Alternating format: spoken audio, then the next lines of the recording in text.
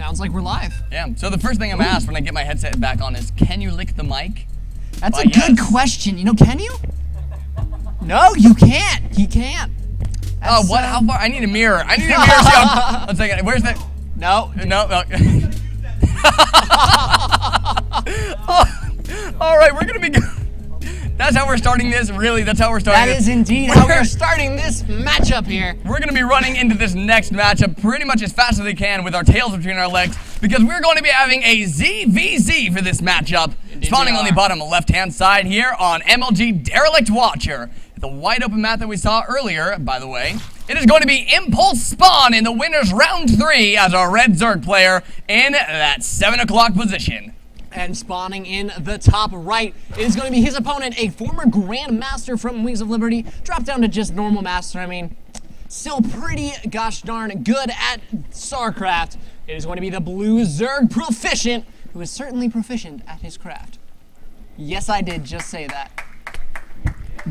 I need an admin to confirm. Does that give me reason to get up and just walk out? That pun? No. No? Ah, dang it. Okay, I thought it was worth a shot here. So it is going to be Zerg versus Zerg here, and Zerg versus Zerg, I think we can all pretty much agree is the most volatile matchup. By far. But in that regard, if you do make it to the end game, it is probably one of the most intense, most micro-intensive matchups there are, and that's why I'm crossing my fingers here that we at least go to a game 3. I mean, just because, I mean, it's just so crazy. Coffee, I don't know what you're talking about. Get to the end game for Crazy Micro. Have you ever seen those Ling-Baneling fights? Those are incredibly fun to watch and incredibly hard to micro.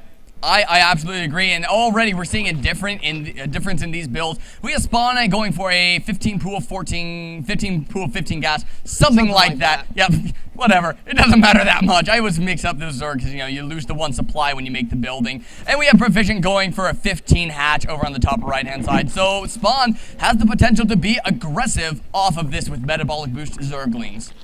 Yeah, he definitely does. That being said, Proficient going for the 15 hatch, which is the difference. A little bit of a delay here getting his pool up.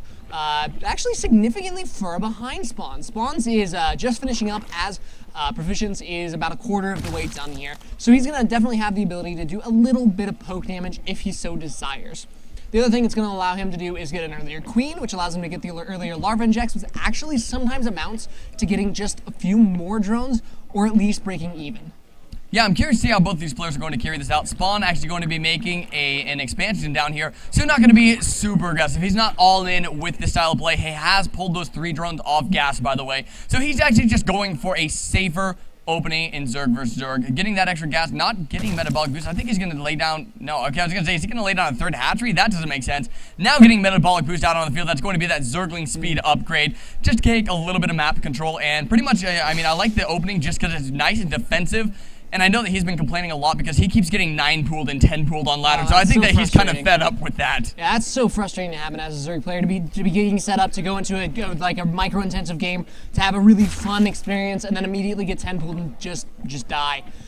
So we do see he's got a handful of lings on the field. He will not be pushing forward aggressively. I thought he might, simply because Proficient has no units on the field right now to speak of, just simply going for more and more drones, and actually a super early double evolution chamber. That's actually super early. That's 4.5 minutes. Yeah, that is, wow. I mean, looking to get a very fast upgrade advantage, obviously, here. Yeah. And we'll have to see, because the Spawn decides to do some things, like some sort of big attack around about the 7-minute mark, right as, you know, the double evolution chamber starts to kick in, you know, right as he spends the 200 to get his 1-1 upgrade started up.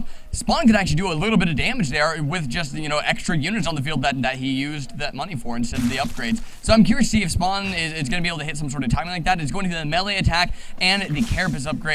I'm wondering if he might be going into Baneling, a Baneling style then, because the Banelings do benefit from the melee attack upgrade. That being said, no Baneling nest down on the field quite yet. Going to be repelling an Overlord outside, and if he can kill that off, that's big. Whoa, that's a lot of Zerglings, and these queens are off creep! They are indeed, but they do just barely manage to squirm their way back up onto that ramp and run to safety. He's probably gonna, yeah, he's gonna block off the ramp there. Lane's gonna go ahead and run into this natural expansion. There's absolutely nothing here to defend. 16 lanes just about to pop though. They do pop out, but they are slow lanes here as there is not quite speed yet.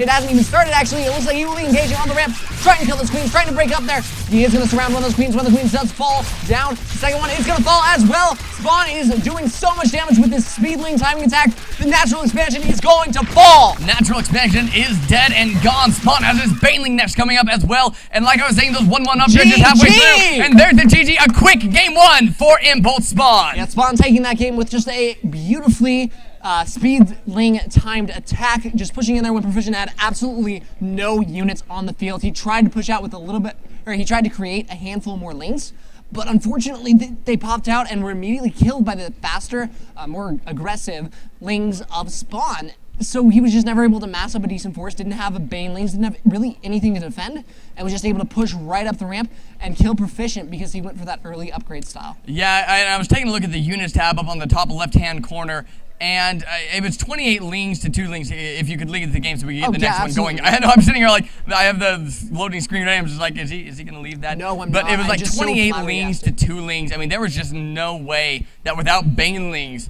Proficient was going to be